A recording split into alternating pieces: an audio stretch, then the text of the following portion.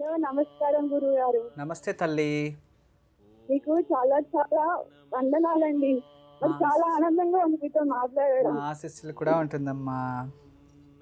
మీరు మధ్యలో ఇక్కడ ముంబైలో కార్తీక పౌర్ణాడు చేశారు కదా, అవును. అక్కడికి రావాలనుకున్నాం, మాకు కుదరలేక మేము రాలేకపోయామండి.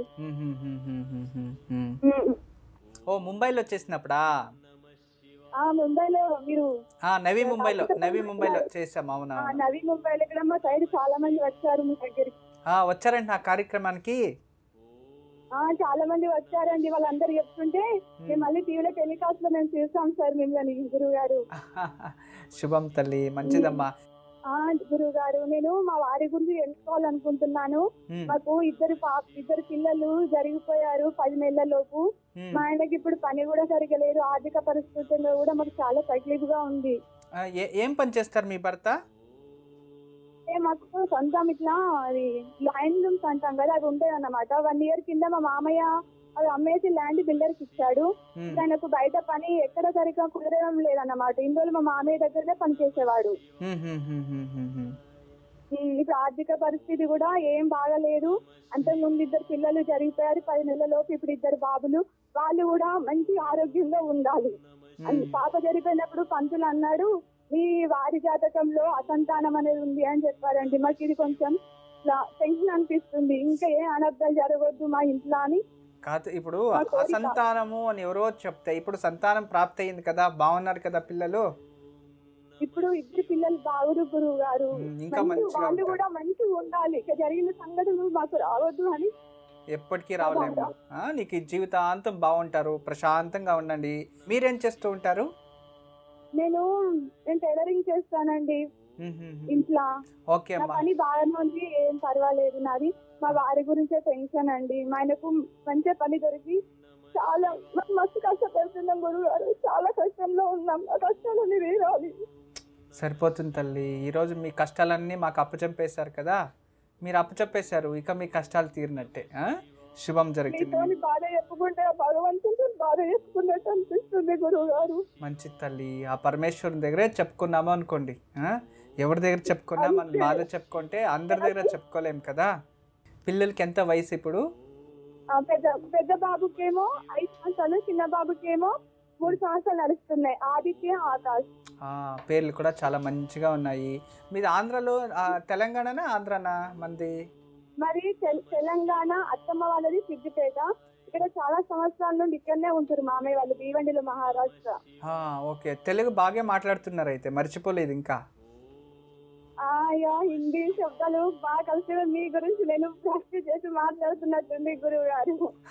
శుభం తల్లి, శుభం. మంచిగా మాట్లాడుతున్నావు తల్లి, మంచిగా ఉంది. తెలుగు కూడా బాగా అర్థమవుతుంది.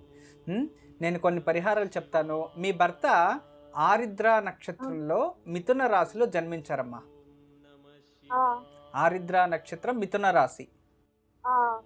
కానీ మీ భర్తలో ఎలా ఉందంటే, ద్వితీయ స్థానంలో కేతు, అష్టమంలో రాహు ఉన్నాడు. అంటే దుస్థానంలో రాహు ఉండడం వలన జన్మజాతంలో తెలియచేస్తుంది సర్పదోష్. శ్రీ గురుభ్యో నమః. హరి ఓం. గురు బ్రహ్మ గురు విష్ణు గురుదేవో మహేశ్వర, గురు సాక్షాత్ పరబ్రహ్మ, తస్మై శ్రీ గురువే నమః. గురువే సర్వలోకానాం విషజే భవరోగిణాం నిదయే సర్వవిద్యానాం దక్షిణామూర్తయే నమః. ఆదిశేషాయ నమస్తుభ్యం అనంతబలదాయకం. నమో అస్తు పద్మనాభాయ నాగానాం పతయే నమః. సర్వేభ్యో మహాజనభ్యో మాతృపితృదేవతభ్యో ఆచార్యదేవతభ్యో నమో నమః. హరి ఓం. శ్రీ ఏవళంబి నామ సంవత్సర ఉత్తరాయణ వసంత ఋతో చైత్రమాస శుక్లపక్ష. ఈరోజు ఏకాదశి, తదుపరి ద్వాదశి. ఈరోజు మఖా నక్షత్రం. అంతేకాకుండా శుక్రవారం, సర్వ విధమైన శుభం. ఈరోజు చాలా విశేషమైన రోజు. ఈరోజు మీకు నిన్నటి కార్యక్రమంలో తెలియజేశాను. ఈరోజు మన ఇంట్లో ఎప్పుడు కూడా లక్ష్మీ కటాక్షం మనపై ఉండాలంటే మనం ఎలాంటి చర్యలు తీసుకోవాలి? మహాలక్ష్మి స్థిరంగా ఉండాలి. డబ్బులు ఉంటేనే ప్రతి ఒక్కటి కదా, అవును కదా. అది లేకపోతే మన జీవితంలో చూడండి, ఈ కాలంలో ఏదైనా సరే మనిషికి నాకేమి వద్దు, సన్యాసి నేను అంటే చూడండి, సన్యాసి అంటే కూడా చాలా విధాలుగా ఆలోచించాలి మనం. ఇక నాకేమి వద్దు అనుకునే వాళ్ళకైతే డబ్బు అవసరం లేదు, అవును కదా. ఎప్పుడు కూడా ఈ వస్త్రం మనం వేసుకున్నాము, ఈ వస్త్రం మనం వేసుకున్నామంటే అయ్యో నాలో అంగాళ్ళు నేను బంధించుకోవాలి, నా ఒక మర్యాద కాపాడుకోవాలి, అందుకే నేను వస్త్రం వేసుకున్నాను అనుకుంటే అతనికి అన్ని ఆశలు ఉన్నాయని అర్థం. వస్త్రం ఎప్పుడైతే తీసేస్తామో దిగంబర అనుకోండి, బట్టే అవసరం లేనప్పుడు ఒళ్ళిపోయిన డబ్బులు ఎందుకు? అలాంటి వాళ్ళకి మనం దాన్ని ఆలోచించాలి. కానీ మిగతా జీవితంలో ప్రతి మనిషి, ఏ మనిషికైనా విశేషంగా డబ్బు అనేది చాలా ప్రముఖమైన పాత్ర వహిస్తుంది జీవితంలో డబ్బే ముఖ్యము, సంబంధాలకు విలువ లేదని కాదు. డబ్బు ఉంటే జీవితం గడవచ్చు, అవును కదా. ఆహారానికో ఇంకోదో మట్టొక దానికి ఏదో ఒక దానికి డబ్బు మనకు కావాలి. అయితే ఈరోజు నేనేం చెప్తున్నా అంటే మీకు నిజంగా మన జీవితంలో చాలా మనుషులు చాలా విధాలుగా కష్టాలు పడతారు. కష్టపడి రాత్రనక పగలనక కష్టపడి అంతో ఇంతో డబ్బు సంపాదించేస్తారు. కానీ ఎక్కడ పోతుందో తెలియదు, ఏమవుతుందో తెలియదు. ఎవరికైనా డబ్బు ఇస్తే తిరిగి రాదు, ఆఫ్ చేస్తే తీర్చలేము, జీవితంలో ఏం జరుగుతుందో తెలియదు. ఎందుకు అవుతుంది ఇలాంటి పరిస్థితులు అంటే మన జాతక రీత్యా చూసినా లేదో చుట్టుపక్కల ఏదో దోషాల వల్ల ఇలా జరుగుతూ ఉంది అనేది ఫైండ్ అవుట్ చేసుకోవాలి. ఎప్పుడు కూడా స్థిరంగా మన ఇంట్లో ఎప్పటికీ స్థిరంగా డబ్బులు ఉండాలంటే నిజంగా డబ్బులు ఎప్పుడూ మన దగ్గర ఉండాలి. ఇంట్లో దారిద్ర్యం అనేది దూరం అయిపోవాలి. లక్ష్మీ అనుగ్రహం సంపూర్ణంగా ఉండాలంటే ఇంట్లో ఎలా ఉండాలి అనేది ఫస్ట్ తెలుసుకోవాలి. ఎక్కడైతే ప్రశాంతత, ఎక్కడైతే శాంతి అనేది ఉంటుందో ఆ ఇంట్లో ఖచ్చితంగా ఆ ఒక లక్ష్మీ అనుగ్రహం ప్రాప్తిస్తుంది. మేజర్గా మన ఇళ్ళలో మీరు శుభ్రతని పాటించాలి. ఎక్కడైతే శుభ్రత ఉంటుందో అక్కడ లక్ష్మి స్థిరంగా ఉంటుంది అని చెప్తూ ఉంటుంది. అందుకే చూడండి మన ఇళ్లల్లో ఈ ఒక స్పైడర్ తెలుసు కదా మీకు, సాలిపురుగు. ఈ సాలెపురుగా తనదే అయిన ఒక కోట కట్టుకో ఉంటుంది, గూడలు. అలాంటివి ఏ ఇంట్లో అయితే ఉందో ఆ ఇంట్లో ఒక లక్ష్మి అడుగుపెట్టదంట అస్సలు. అంటే ఇంట్లో ఎప్పుడు గూడలు కట్టకూడదు, దాన్ని క్లీన్ చేస్తూ ఉండాలి అంతే. సారపులుగా ఒళ్ళ మీద పడితే బట్ట వస్తుంది అంటారు, కానీ ఇంట్లో గూడు కట్టుకొని ఉంటే ఆ ఇంటికి దరిద్రం వస్తుంది.